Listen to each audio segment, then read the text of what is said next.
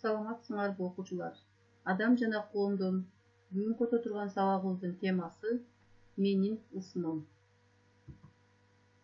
Бул сабакта силер балага ат коюунун мааниси, максаты жөнүндө билесиңер.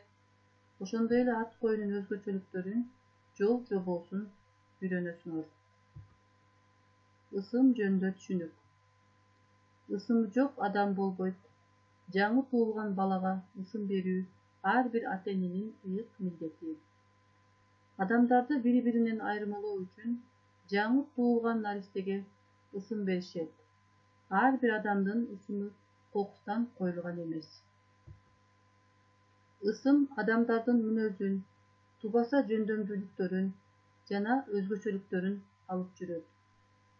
Ошондуктан кыргыздарда атына жараша заты деп бекеринен айтылбаса керек. Ысым бул төрөлгөндө ыйгарылган жеке адамдын аты. Өзү өлсө да ысымы эл арасында жашап жүргөндөр канча.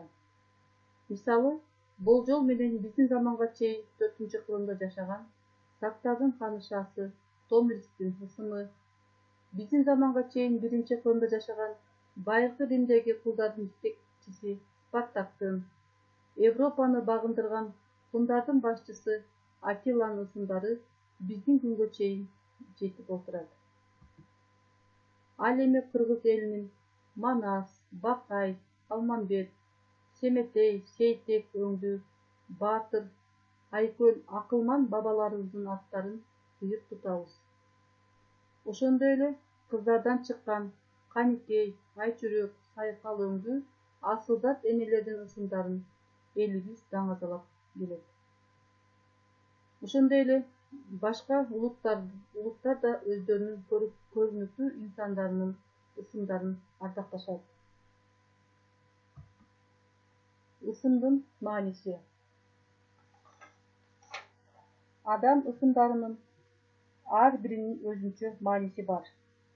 Адам баласы жарык дүйнөгө келгенде эң алгач ала турган энчиси анын ысымы. Адам алган энчисин эч ким менен бөлүшпөйт. Көптөгөн ата-энелер балага маанилүү жана укулуктуу ысым тандоо үчүн аракеттенет. Айрымдары баланын ысымын каада-салттар жана үрп-адаттар менен айкалыштырат.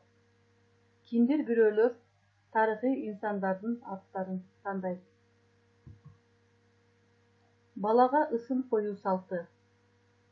Дүйнө элдеринде балага ысымды тарыхый окуяларга, табияттын кубулуштарына, жыл мезгилдерине, диний ишенимдерине ылайык тандоо салтка айланган.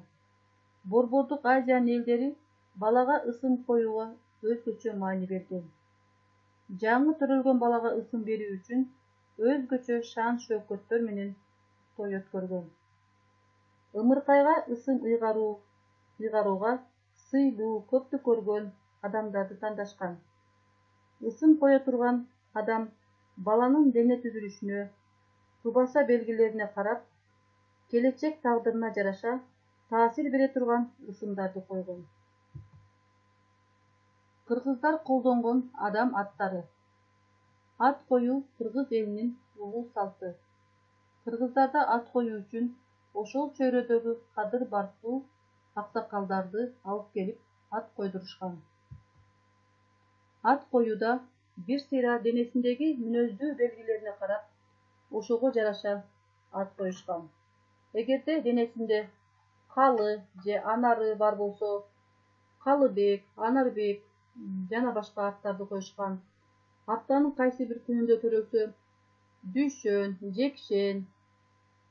Ошондой эле ислам динине байланыштуу Ислам, Мухаммед.